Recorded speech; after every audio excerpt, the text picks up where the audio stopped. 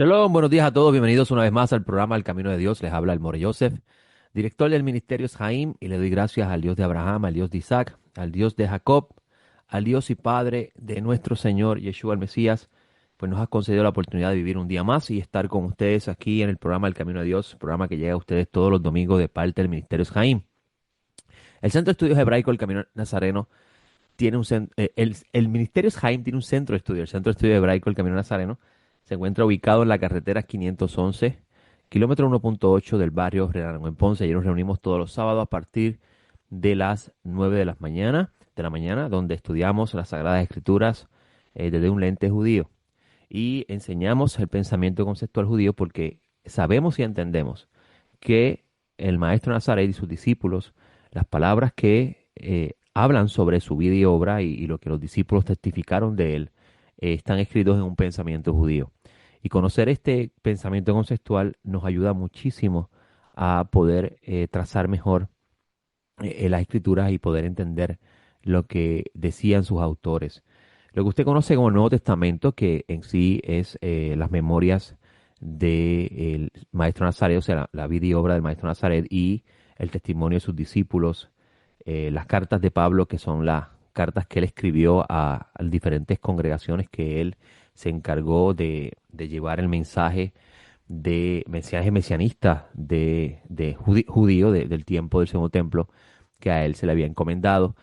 Son documentos que deben ser estudiados desde el punto de vista de sus autores, del tiempo en que ellos vivían, cuál era la expectativa mesiánica que tenía la audiencia de ese entonces, porque haciendo esto, entonces vamos a comprender mejor lo que se habla e incluso vamos a encontrar soluciones a las discrepancias.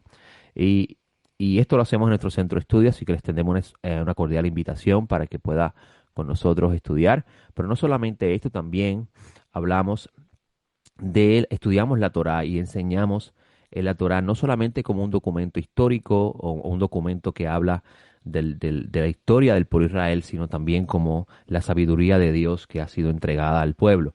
Y esto porque hay versículos, por ejemplo, del rey David que encontramos en el Salmo 119, que decía a él, al Creador, abre mis ojos para ver las maravillas que hay en tu Torá. Uno preguntaría por qué David está preguntando, por qué David está preguntando, está despidiendo a Dios que le abra sus ojos para ver las maravillas de la Torá, si ya de por sí él tiene el ojo abierto y está leyendo el rollo, puede leer el rollo. En sí lo que significa esto es que la Torá contiene la revelación del corazón de Dios y que abrir los ojos significa dame entendimiento, permíteme comprender tus palabras, permíteme entender tus caminos. Algo que también Moisés le pide al Creador en el monte Sinaí cuando no podía comprender por qué Dios no perdona al faraón y sin embargo perdona a Israel por el pecado del becerro de oro, a lo cual él le pide al Eterno que le permita ver toda su esencia, comprender toda su naturaleza. Y Dios le dice a él, tú no puedes ver mi rostro, una forma de decir que tú no puedes conocer todo acerca de mí. Y esto es bien, estas palabras del Creador a Moisés son bien impactantes. ¿Por qué? Porque cuando vamos al tiempo, el segundo templo, específicamente a los escritos nazarenos, vamos a ver al Santo Maestro decirle a sus discípulos que nadie conoce mejor al Creador que el Mesías y nadie conoce mejor al Mesías que el Creador. Y esto es bien interesante, incluso para mí es sumamente importante porque nos habla de una faceta más del Mesías. El Mesías no solamente habría de traer la salvación al mundo de la injusticia, de la maldad, de, de lo que se conoce como la impureza y lo que engendra la impureza, estas energías impuras que la Biblia eventualmente va a llamar como los demonios. Y, y no solamente de esto, sino de, de la tiranía, del abuso, también el Mesías habría de darle a conocer al mundo sobre el Creador, hablar sobre el Creador a niveles que Moisés no pudo alcanzar y aún así cuando usted estudia la Torá y va analizando el rollo, usted va a encontrar que hay tesoros grandes que hablan del Creador, ideas impactantes, conceptos que el ser humano todavía está tratando de manejar cuando los puede ver y lo puede comprender, porque son conceptos impactantes. Imagínese usted en la era del Mesías. Y nosotros hacemos esto en el centro de estudio. También tenemos una mentalidad de formar discípulos, o sea, de guiar a la persona a no ser un creyente de un mensaje, sino aprender a vivir ese mensaje, aprender a vivir una vida que como dice el Santo Maestro, el árbol se conoce por sus frutos y un árbol malo no puede dar frutos buenos y un árbol bueno no puede dar frutos malos. Entonces hay que preparar a la persona para convertirse en un buen árbol que pueda dar buenos frutos, que sus palabras sean igual que sus acciones, cosa que hoy en día se carece mucho en el mensaje, se trata muy poco en el mensaje.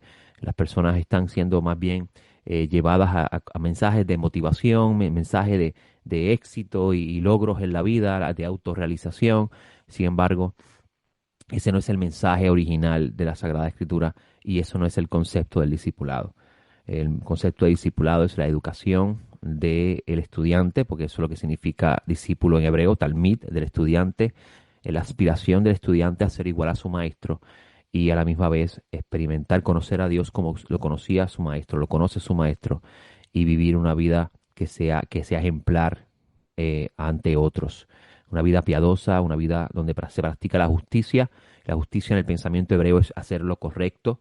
La vida piadosa es una vida de comprensión y entendimiento de que hay una creación que está controlada por el Creador, aunque ante nuestros ojos naturales parece que hay un mundo dual, donde hay una guerra entre el bien y el mal. En la vida jasídica, la vida piadosa no piensa así. La vida jasídica piensa que el mundo está siendo gobernado por una fuerza única y que lo que aparece ante nuestros ojos como el mal y lo que aparece ante nuestros ojos como el bien tiene un fin, tiene una fuente y tiene una razón de ser. Y esta razón de ser es llevar a la creación al punto culminante que solamente el Creador conoce. ¿Cuándo será ese día? ¿Cuándo ocurrirá ese día? Es uno de los grandes secretos que está encerrado en la Torá, que los profetas indagaron y buscaron por tiempos inmemorables y aún así no lograron dar en descubrirlo del todo. Y así también habló el maestro Nazaret, y esto fue una de las porciones que se estudiaron ayer en el Centro de Estudios Hebraicos. Como le dije, se encuentra ubicado en la carretera 511 del barrio Reanón, específicamente en el centro comercial Plaza Reanón.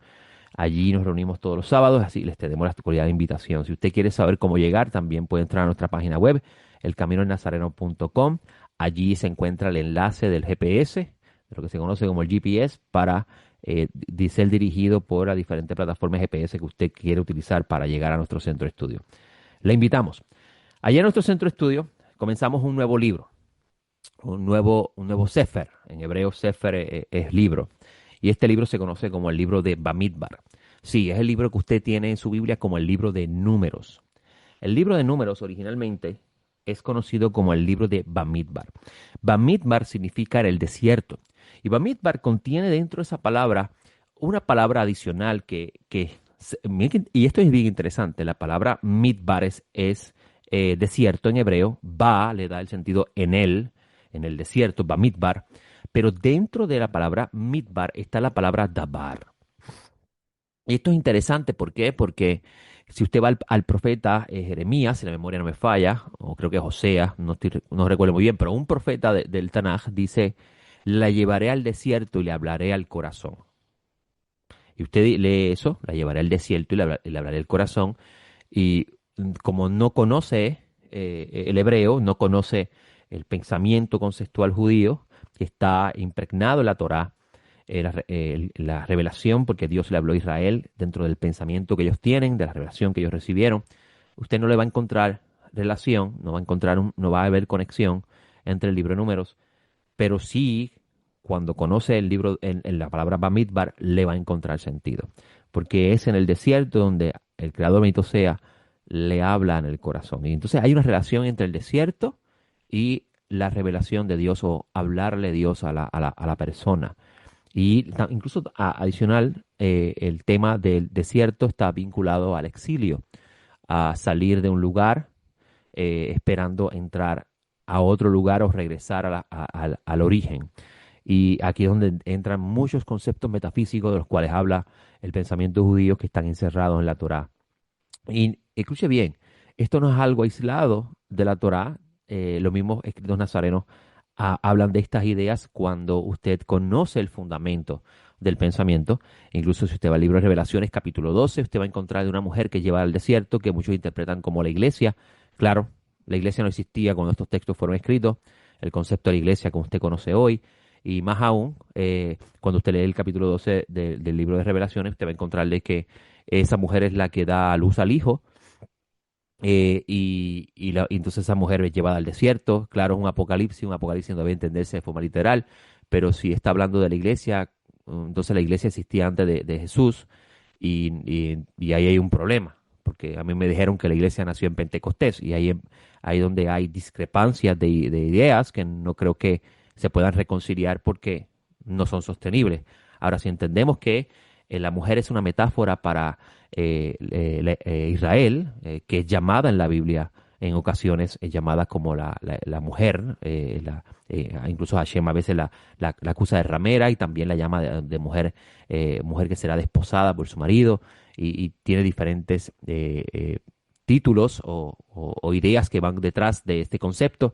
Pues usted va a entender mejor lo que se está hablando en el capítulo 12 de Revelaciones, que claramente habla del exilio que habría de sufrir Israel, y cómo Dios habría de sostener a la mujer en el desierto por un tiempo, tiempo y medio tiempo. Una forma de decir es un periodo de prueba. Y muchas personas piensan que tiempo, tiempo y medio tiempo se refiere a un número a un tiempo determinado en particular, año, 3 años y medio, como algunos interpretan dentro de la escatología bíblica. Sin embargo, cuando vas al libro de Devarim, perdón, al libro de Bamidbar, al libro de Números, usted va a encontrar una relación entre tiempo, tiempo y medio tiempo con el número 42, que está en una de las porciones del libro de Números que se estudia todos los años cuando se llega a este libro. Y es la sección Masei, la sección del libro de Números que habla de las jornadas de Israel por el desierto, donde se habla de 42 jornadas. Y este número 42 está relacionado a tiempo, tiempo y medio tiempo. Y claro, aquí habla de una conexión desde la perspectiva conceptual, y la función que realiza este número dentro del diseño inteligente de Dios. Y por eso es que se considera el desierto como un periodo de prueba, y por eso es que usted va a encontrar incluso en el judaísmo hoy, se enseña que el exilio que están viviendo desde la destrucción del templo es un periodo de prueba y formación de Dios preparando a Israel a recibir al Mesías.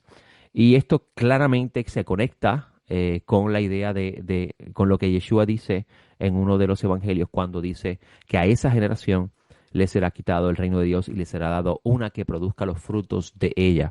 Algunos piensan que esto se refiere que Dios entonces desechó a Israel y entonces habrá escogido a a un nuevo pueblo que se llama la iglesia. Sin embargo, Yeshua estaba hablando de generaciones. Estaba hablando y esto hay una perfecta conexión con el mismo libro de Números, cuando se habla de los que salieron de Egipto y los que entraron a Egipto, entraron a Israel, a la tierra de Canaán, que todavía no se llamaba la tierra de Israel en ese momento, donde hay una conexión en esto. ¿Por qué? Porque los que salieron, los 600.000 que salieron, no fueron los mismos 600.000 que entraron. Pero esto es bien interesante, es un número muy interesante. ¿Por qué? Porque cuando usted va al libro el libro de Números, perdón, el libro de Bamidbar, usted va a encontrar que allí hay un censo, comienza con un censo donde se cuentan las caras. La palabra es bien interesante. La palabra hebrea ahí es legulgolotam, que usted la tiene como cráneo sí, la palabra correcta es cráneo. Eh, y esta misma palabra usted la va a encontrar en los evangelios cuando se habla de el lugar donde fue enterrado, o mejor dicho, el lugar donde fue crucificado el Santo Mesías, donde el lugar se llamaba Gúlgota. Hay una conexión en esas dos palabras y unos conceptos bien, bien elevados que solamente conocen los grandes sabios de Israel y pueden entender aquellos que se han limpiado de la idolatría y la mal comprensión de la Escritura.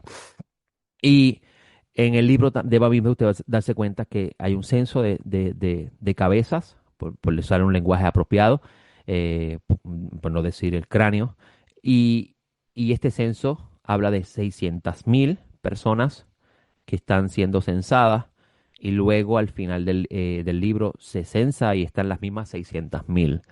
Y esto es bien interesante porque entre medio de estos dos censos está el relato del rechazo de la tierra por parte de los exploradores que fueron a explorar la tierra y cómo estos viraron para atrás y dieron un mal informe de lo que vieron. Y este mal informe arrastró a esa generación a no creer en el mensaje de la promesa que Dios le había dado a ellos, el regalo de la vida en un lugar que parecería sería similar al Gan Eden. Y estoy tratando de mantenerme lo más especial, lo más simple posible, porque hay muchos conceptos mucho más profundos que el tiempo no me daría aquí para enseñar.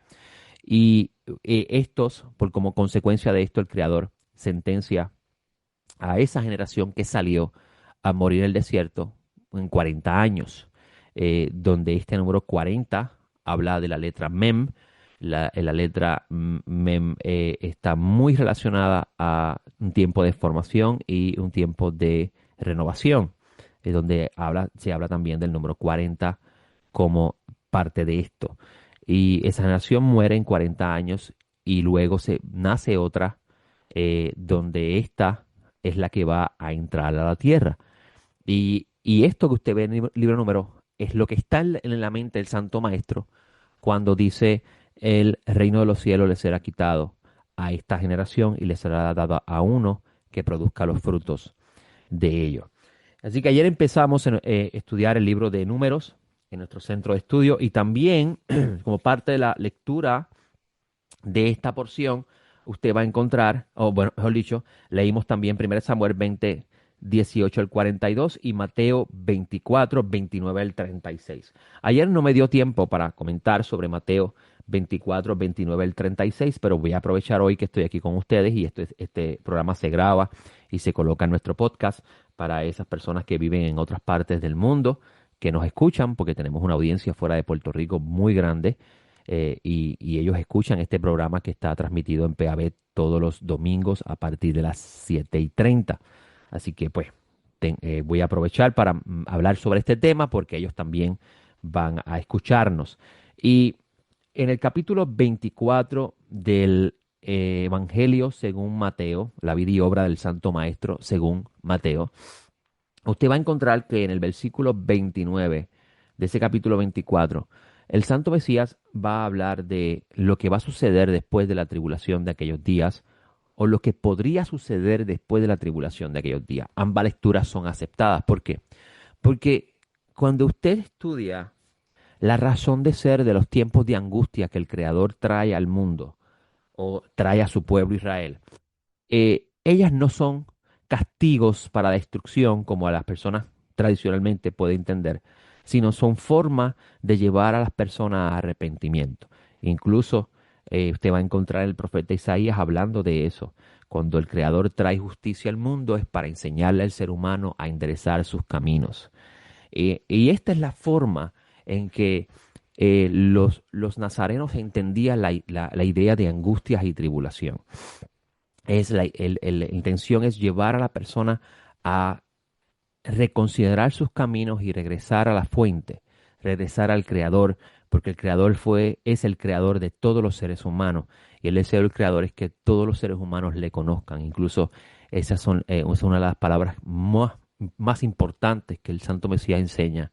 Esta es la vida eterna, que te conozcan a ti, al único Dios verdadero, y a Yeshua, el Mesías, a quien enviaste. Y conocer al Creador y conocer a su Mesías es muy importante dentro del plan divino. ¿Por qué? Porque el Mesías habría de ser el punto más alto de la revelación de Dios. O sea, nadie conoce mejor al Creador que el Mesías. Y mire, amigos que me escuchan, llevo años estudiando el pensamiento conceptual judío. He tenido la oportunidad de entrar en la mente de grandes sabios de Israel con unas ideas que extraen de la Torá extremadamente maravillosas, impactante cómo estos hombres que dominan tan bien el hebreo y se le ha dado una sabiduría tan grande, pueden ellos hablar del Creador de la forma en que habla. Y cada vez que yo descubro y tengo la oportunidad de entrar en estas mentes y entender lo que ellos están hablando, digo lo mismo.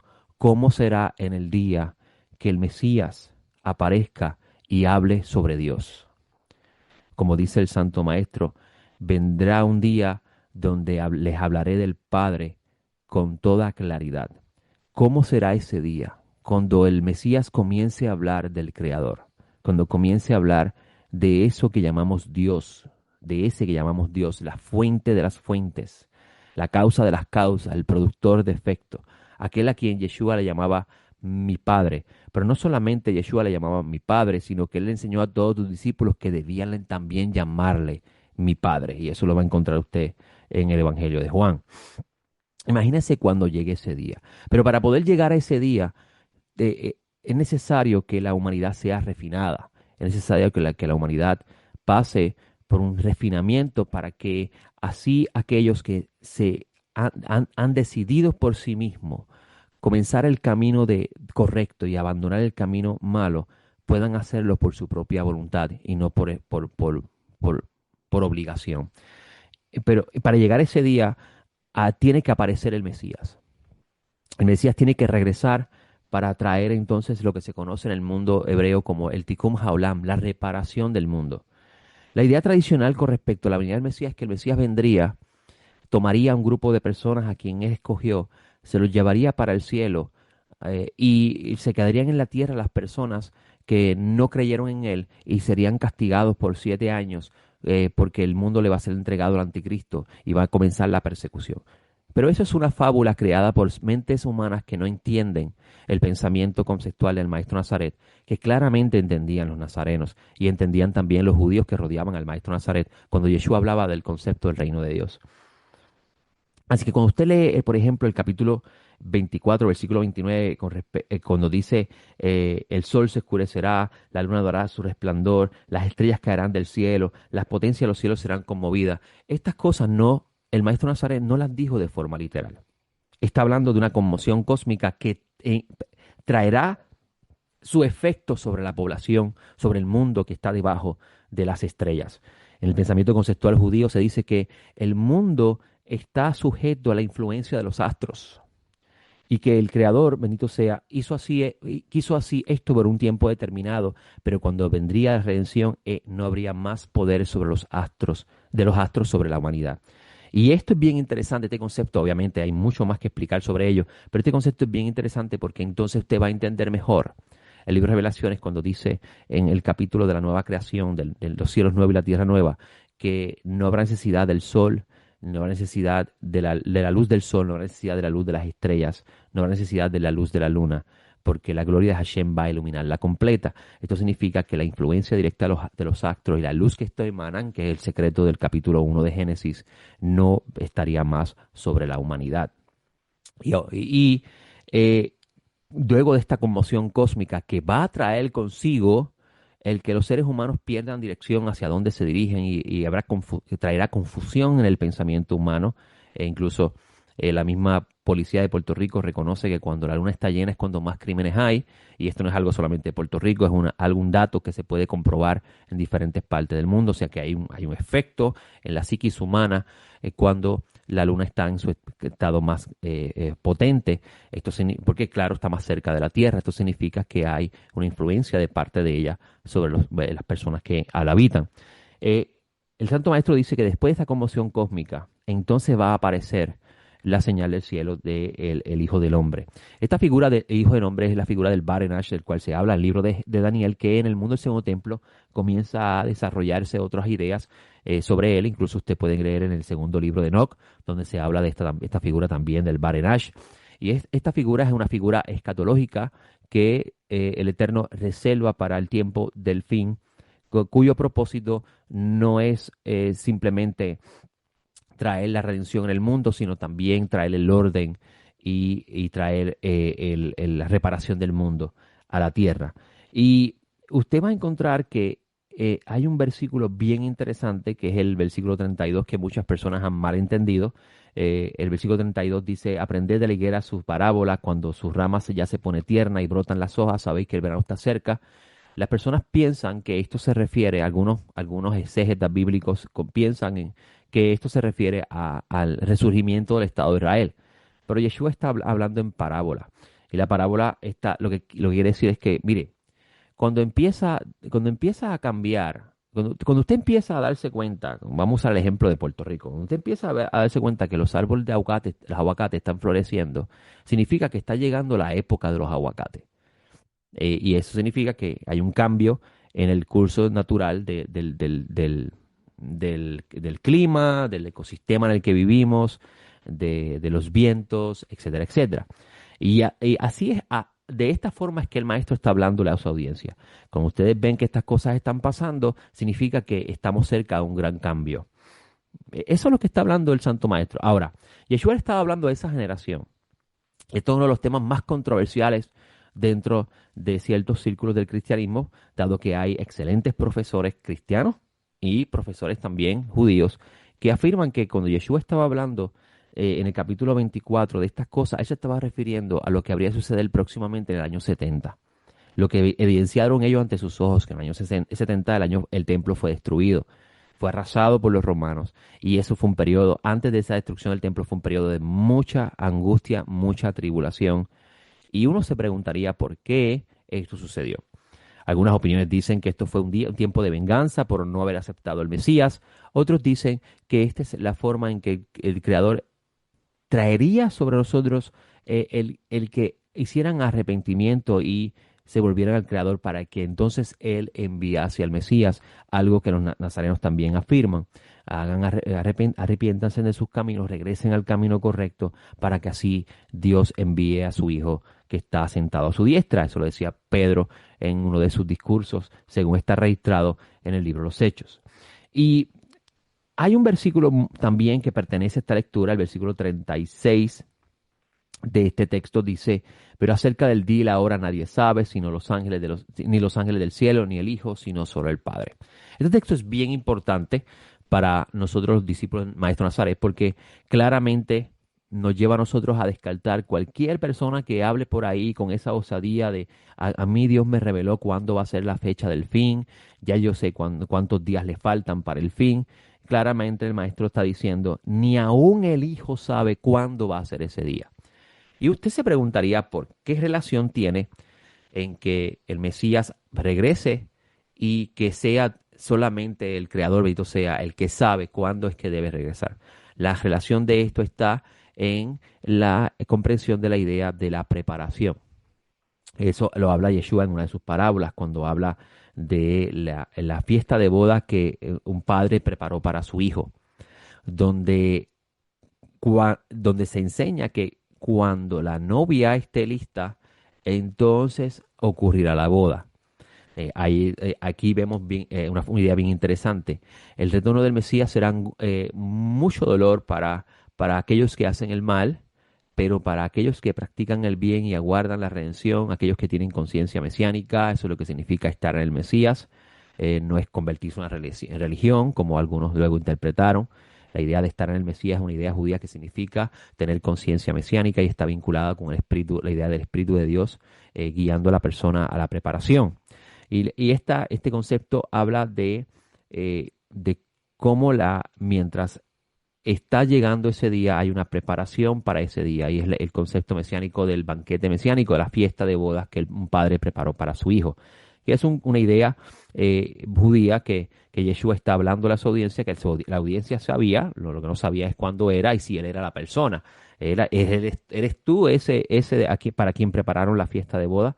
Y esto es una idea, amigos que me escuchan, esto es una idea bien profunda que las personas toman de forma superficial. Uno pensaría de forma literal, pues eso sería un día donde habrá una gran fiesta y nos vamos a sentar en una fiesta, en una mesa, a celebrar, levantar la copa y cantar canciones. Y si usted observa en el pensamiento conceptual de los pueblos antiguos, esta idea también existía. Y claro, esto te habla de que entonces que en la conciencia colectiva de la humanidad hay una memoria de una idea o de algo que habría de venir. Lo que esto significa, claro, el tiempo no me da para abundar sobre él. Es un tiempo de recompensa para aquellos que aguardan ese día, aquellos que se preparan para ese día. El concepto de la fiesta el concepto de la recompensa. Y incluso Pablo de Tarso habla sobre la recompensa que Dios tiene para aquellos que hacen el bien y la recompensa que Dios tiene para aquellos que hacen el mal. Y esto es uno de los temas más difíciles de comprender porque entonces hay que tratar de reconciliarlo con la idea de la salvación por gracia. ¿Cómo hay recompensa para aquellos que practican el bien si la salvación es por gracia? Y claro, la confusión está en la incomprensión que se tiene sobre la idea de la salvación y sobre la idea de la vida eterna y la recompensa eterna que Pablo habla en la carta a los romanos. Esto porque los dos temas, los dos conceptos se han unido en el pensamiento cristiano, pero originalmente estaban separados. Se me acabó el tiempo, le doy gracias al Eterno por este espacio, espero estar con ustedes la semana próxima, gracias a la familia de PAB. De mi parte me despido, hasta la próxima. Shalom.